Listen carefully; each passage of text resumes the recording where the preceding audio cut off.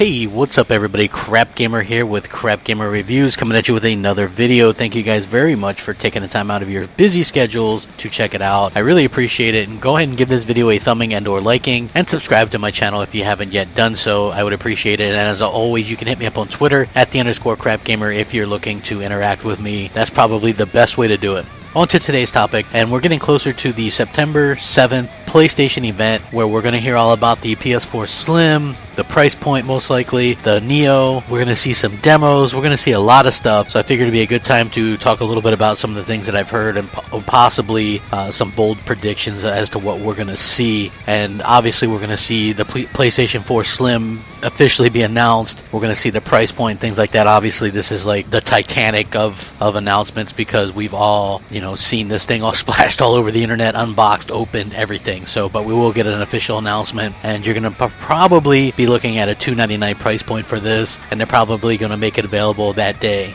Makes sense to me. We're going to see the PS4 Neo as well. They're going to try to explain this to people. It's going to be interesting to hear. We're going to hear a price point. I'm thinking $449. So you're going to see a $150 difference between the Neo and the PlayStation 4 revision, as it were. And I do think that the Neo will do 4K Blu-ray and things like that. I do think they went back and kind of fixed things up, and you're going to see some games running on it. You're going to see VR running on it. They have a lot to kind of explain, but don't be surprised if we come out with more questions than answers. I'm just saying that from what I heard. A bold prediction would be a new handheld. I don't think it's going to be called the Vita 2 or anything like that, but I do think that they might have something in the works, and I've heard something to that effect. Is now a good time to announce it?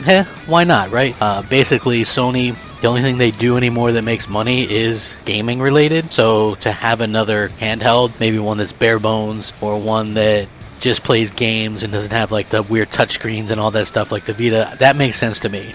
So I could definitely see that coming to fruition or something along those lines. I do think we'll see some stuff running on Neo.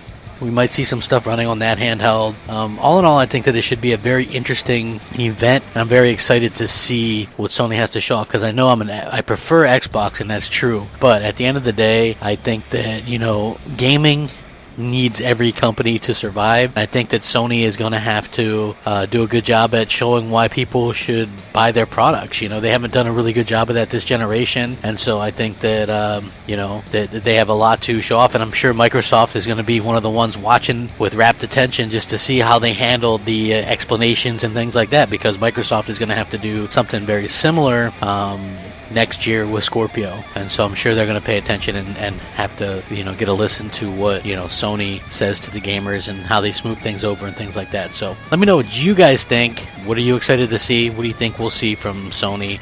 Sound off, comment, rate, subscribe. As always, rack 'em up. Crapgamer out.